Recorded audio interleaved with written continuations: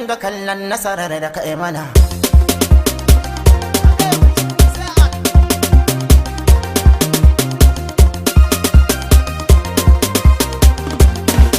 Ana yi muna gani muna saurare, suna cin naman jikin mu ga mu a tare.